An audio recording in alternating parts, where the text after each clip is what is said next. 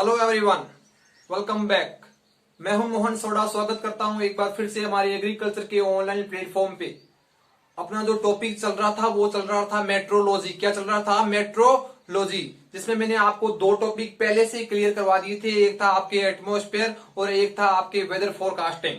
ठीक है, अब अपन आगे चलते हैं। और इससे पहले मैंने एक और वीडियो डाल रखी है कंपोनेंट ऑफ वेदर, जिसमें मैंने आपको दो कंपोनेंट थे, एक था टेम्परेचर और एक था लाइट, प्रकाश। प्रकाश थोड़ा इंपॉर्टेंट था और उसके साथ टेम्परेचर जो है मैंने पिछले वीडियो में आपको क्लियर करवा दिया था। आज जो है नेक्स्ट जो कंपोनेंट बच जाते हैं उसके बारे में अपन अध्ययन करेंगे। तो देखो वो कौन कौन से हैं वो जो बच जाते हैं। नंबर में थर्ड की बात करूं, दो तो पहले से हो गए, नंबर थर्ड, नंबर फोर्थ और नंबर 5। नंबर में थर्ड की बात करूं तो अपेक्षित आर्द्रता, अपेक्षित आर्द्रता, अपेक्षित आर्द्रता, रिलेटिव ह्यूमिडिटी। अगर मैं नंबर 4 की बात करूं तो आपके वर्षण, प्रीसिपिटेशन। क्या है? प्रीसिपिटेशन। और नंबर 5 की बात करूं तो पवन या वायु कह दो या फिर हवा, विंड वेलोसिटी। एक ही नाम है, चाहे पवन का हो, चाहे वायु का हो, चाहे हवा का हो, एक ही नाम है। सबसे पहले अपन डिस्कस करेंगे आपके अपेक्षित आर्द्रता को।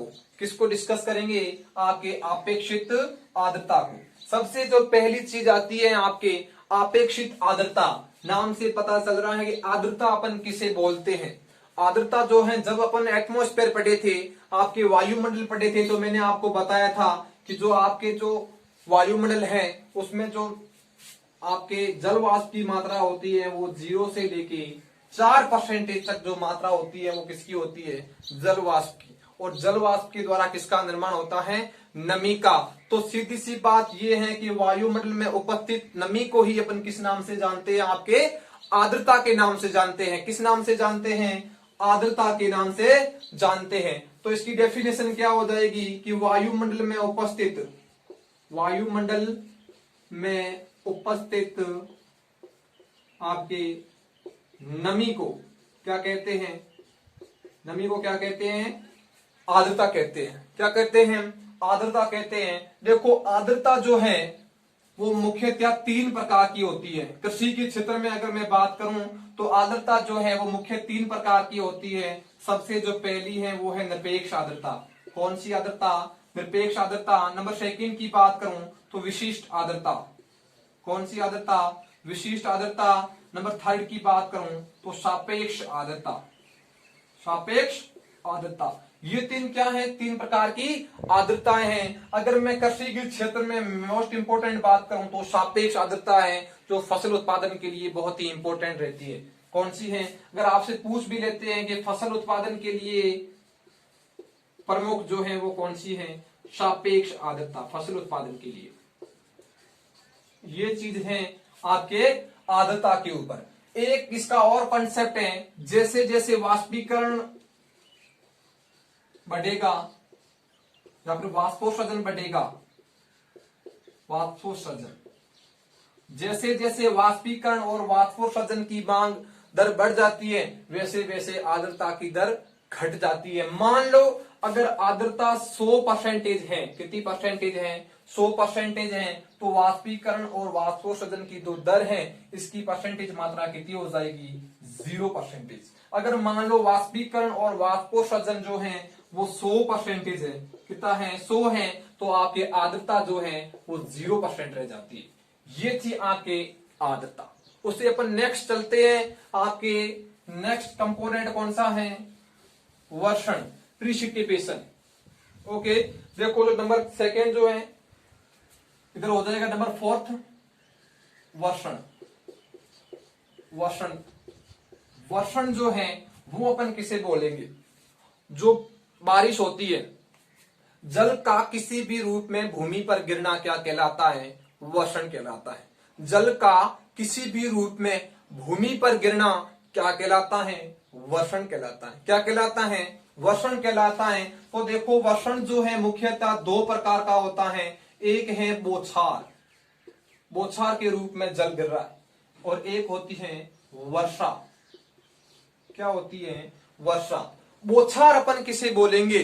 किसे बोलेंगे बौछार? जिन बूंदों का आकार 0.5 mm से भी कम होता है उसे अपन किस नाम से जानते हैं? आपके ड्रिंजल कह दो या फिर इसे बोलते हैं बौछार। अगर वर्षा की बात करूं तो 0.5 mm से लेकर आपके 5 mm तक जो होती है वो उसकी किसकी मात्रा होती है? इसका आकार होता है। किसका? आपके वर्षा का। वर्षा की जो बूंदे होती है उनका आकार कितना होगा? 0.5 mm से लेके 5 mm तक होता है। ये चीज हो गई आपके बौछार की और वर्षात की। अब बात करूं, एक इसको संज्ञा दी गई है किसे? बौछार को अपन इंग्लिश में क्या बोलते हैं? ड्रिंजल। इसको बोलते हैं बादलों का रोना। बादलों का रोना, रिपिंग ऑफ क्लाउड। बादलों का रोना अपन किसे बोलेंगे? बौछार को बोलेंगे। अब देखो एक कंसेप्ट में आपको और बताता हूं। अगर 24 घंटे में 2.5 mm बारिश हो रही है तो उसे अपन बोलते हैं रेन डे। क्या बोलते हैं? रेन डे, बरसाती दिन। अगर मान लो 24 घंटे में 5 mm से भी अधिक बारिश हो रही है तो उसे अपन किस नाम से जानते हैं? फसल बरसाती दिन, crop rain day. Crop rain day. ये थोड़ी सी चीजें इंपॉर्टेंट थी, ठीक है। ये बातें होगी आपके वर्षण के ऊपर। एक शब्द आता है जो एक आर्टिफिशियल तरीके से बारिश की जाती है, कृत्रिम वर्षा, जिसके अपन बोलते हैं कृत्रिम वर्षा। क्या बोलते हैं? कृत्रिम वर्षा। कृत्रिम जो वर्षा है इसका सबसे पहले सफल परीक्षण किसके द्वारा किया गया था? यूएसए के द्वारा, संयुक्त राष्ट्र अमेरिका। किसके द्वारा? यूएसए के द्वारा। ये चीज ध्यान रखना। और इसमें एक और शब्द पूछ लेते हैं, इसमें अगर गर्म बादलों का निर्माण हो रहा है, किसका? गर्म बादलों का। ये क्वेश्चन एक बार पूछा गया था।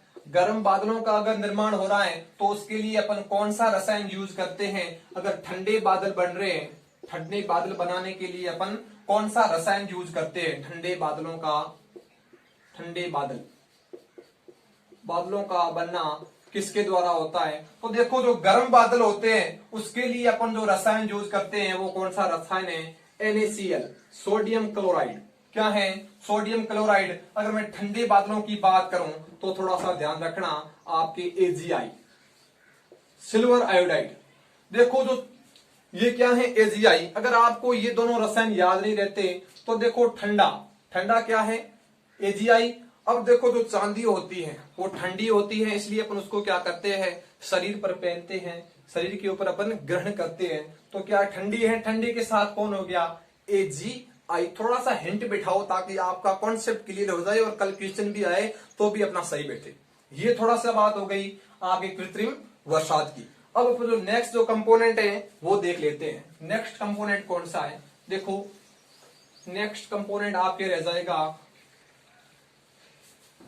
पवन कह दो, वायु कह दो, विंड वेलोसिटी। क्या है? हवा या फिर वायु। इसका सीधा सा एक ही फंडा याद रखना। इसका क्या फंडा है? देखो जो हवाएं होती है वो हमेशा कम ताप से अधिक ताप की ओर चलती है। हवाएं हमेशा कम ताप से अधिक ताप की ओर चलती हैं और अधिक दाब से कम दाब की ओर चलती है। ये थोड़ा सा याद रखना। कम ताप से अधिक ताप, अधिक ताप, कम ताप से अधिक ताप। और जस्ट इसका उल्टा कर लो, अधिक दाब से कम दाब, कम दाब।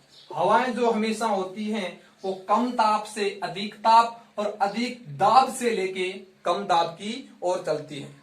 हाई प्रेशर से लो प्रेशर, ठीक है। इधर चलता है लो टेम्परेचर से हाई टेम्परेचर, ध्यान रखना। अब देखो जो चलने के आधार पर हवाओं को कितने भागों में बांटा गया है? आपके 2 भागों में बांटा गया है। कितने भागों में? चलने के आधार पर 2 भागों में बांटा गया है। वो 2 भाग कौन से हैं? थोड़ा ध्यान रखना। एक होता है विंडवार्ड, कौन सा है? विंडवार्ड। और एक है लीवार्ड, लीवार्ड। थोड़ा सा ध्यान रखना। हवा के आने की दशा क्या कहलाती है? विंडवार्ड। और लीवार्ड अपन किसे बोलेंगे? हवा के जाने की जो दशा होती है उसे अपन किस नाम से जानते हैं? लीवार्ड के नाम से जानते हैं। अगर आपको ये चीज याद नहीं होती तो इसका भी एक कंसेप्ट है, इसका भी एक हिंट है। देखो एक ट्रिक्स में आपको बताऊं। एक खिलाड़ी है, जिसका नाम क्या है, ब्रेटली। वो क्या हुआ, इंडिया में आईपीएल हुए और आईपीएल का जैसे ही सीजन खत्म हुआ वो अपने स्वदेश लौटा। कहां पर लौटा, ऑस्ट्रेलिया लौट गया। तो देखो ब्रेटली जा रहा है, क्या कर रहा है, जा रहा है। तो हवा के जाने की जो दशा है, हवा के जाने की दशा, हवा के जाने की जो दशा है वो कौन सी है, आपके लीवार्ड। कौन सी है, लीवार्ड। और हवा के आने की दशा, हवा के आने की जो दशा है वो कौन सी है, आपके विंडवार्ड। थोड़ा सा कंसेप्ट क्लियर हो गया।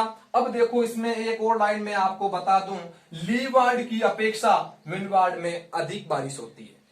लीवार्ड की अपेक्षा विंडवार्ड में अधिक बारिश होती है। और इसका आप एग्जांपल देखना चाहो तो राजस्थान का जो अरावली पर्वतमाला है उसका आप एग्जांपल देख सकते हो। विंडवार्ड में अधिक बारिश होती है और लीवार्ड में कम बारिश होती है। ये थी आपके वायु के ऊपर थोड़ी बहुत बातें। अब देखो एक शब्द आता है वायु दाब। ये भी एक प्रकार का आपके मौसम का अवयव है। क्या है, मौसम का अवयव है। ये किसी भी प्रकार का प्रत्यक्ष रूप से फसल पर किसी भी प्रकार का प्रभाव नहीं छोड़ता। तो इसके लिए एक लाइन याद रख लेना, प्रत्यक्ष रूप से, क्या है, प्रत्यक्ष रूप से फसल पर कोई प्रभाव नहीं छोड़ता, कोई प्रभाव नहीं छोड़ता, नहीं छोड़ता। ये इसके लिए थोड़ी सी इंपॉर्टेंट लाइन थी। और इसको जो प्रदर्शित किया जाता है, इसकी जो इकाई है वो कौन सी है, बार। क्या है, बार। अगर आपसे पूछ ले कि जो इसकी जो वायु दाब है इसकी अंतरराष्ट्रीय इकाई क्या है, तो ध्यान रखना पास्कल, ना कि बार। अंतरराष्ट्रीय इकाई कौन सी है, आपके पास्कल। अगर सामान्य तौर पर बात करें तो आपके हो जाएगी बार। ये बात हो गई वायु दाब की, प्रत्यक्ष रूप से फसल पर कोई भी प्रभाव नहीं छोड़ता। ये आपके बादलों बनने में के समय और जो मानसून बनने में कौन है, ये उत्तरदायी होता है, कौन, आपके वायु दाब। तो ये बातें थी आपके जो कंपोनेंट बढ़ जाती है उसकी। Okay, thank you.